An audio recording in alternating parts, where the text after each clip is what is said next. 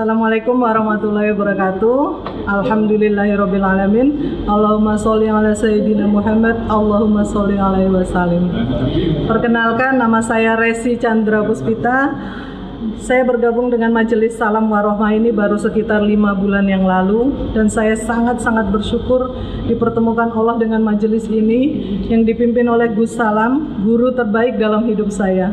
Dan saya berdoa semoga guru saya ini mendapatkan selalu dalam keadaan sehat, mendapatkan umur yang panjang, agar bisa terus membimbing kami di majelis ini dan membawa banyak manfaat bagi umat dalam memberikan ilmu dan melalui cinta kasih beliau. Saya sedari kecil mempelajari ilmu agama itu hanya melalui dunia pendidikan secara umum, SD, SMP, dan SMA. Saya melakukan syariat, itu syariat yang wajib seperti sholat, zakat, puasa. Namun di usia saya saat ini, saya merasa kehilangan arah.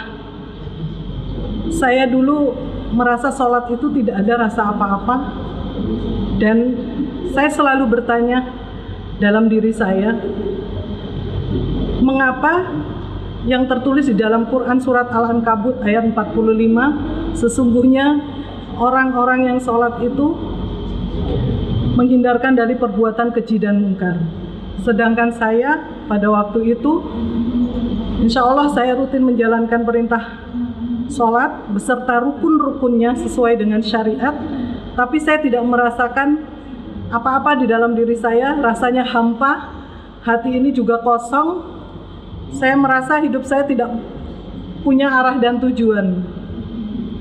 Saya pun bertanya di luar pribadi saya kepada orang-orang yang saya anggap mereka mereka mempunyai ilmu agama yang lebih dari saya, sosok yang paham betul soal agama, tapi mengapa mereka masih melakukan perbuatan terlarang yang dilarang oleh agama.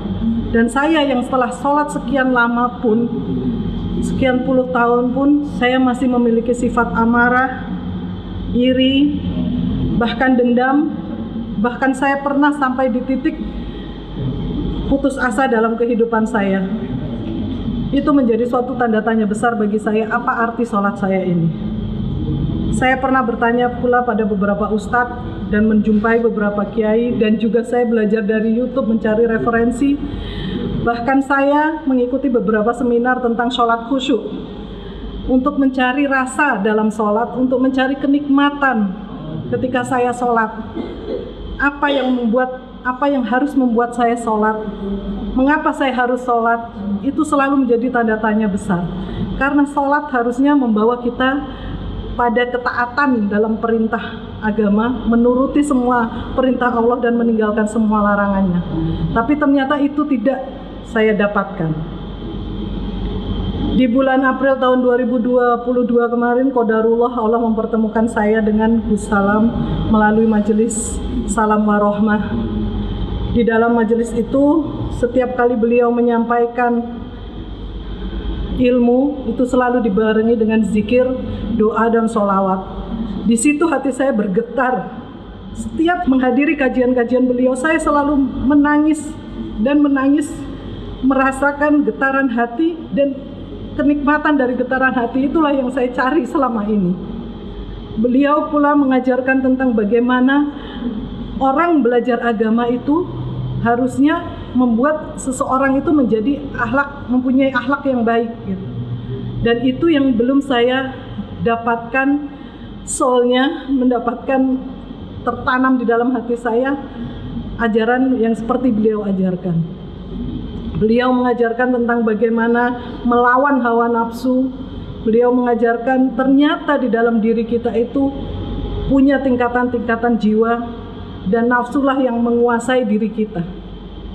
Dan beliau mengajarkan kepada kami pula di dalam majelis ini bagaimana kita melawan hawa nafsu, bagaimana kita menghindarkan diri kita dari godaan setan tentang nafsu itu sendiri, dan nanti pada akhirnya akan membentuk diri kita mempunyai akhlak yang baik. Semua yang beliau ajarkan di dalam kajian-kajian yang hampir setiap beliau adakan saya mengikuti, itu beliau rangkum di dalam sebuah buku yang berjudul Salik dan Kebajikan. Teman-teman, terbitnya buku ini adalah cita-cita beliau untuk memperkenalkan metode yang beliau bikin, beliau rangkum, beliau ciptakan. Dalam puluhan tahun beliau risetkan, mungkin di sini ada terlihat C2MQ, mengolah tentang Al-Quran, bagaimana mencapai hakikat dari ayat-ayat yang di dalam Al-Quran itu beliau ajarkan di dalam buku ini. Buku ini nantinya yang akan membawa teman-teman mengalami perubahan seperti yang saya alami. Saya yang dulunya mempunyai sifat amarah, sifat iri, bahkan hampir putus asa, perlahan semua itu menghilang tanpa saya sadari, tanpa saya bikin, semua mengalir begitu saja setelah saya mengikuti tahapan-tahapan yang beliau ajarkan. Sejatinya beragama itu adalah membuat manusia memiliki akhlakul karimah, berpikiran positif, dan pada akhirnya tercapai keikhlasan di dalam hatinya. Metode-metode dan tahapan-tahapan itu beliau rangkum di dalam buku ini, Salik dan Kebajikan. Insya Allah akan membawa manfaat buat teman-teman semua yang membaca buku ini dan akan membawa perubahan dalam diri kita masing-masing. Terima kasih.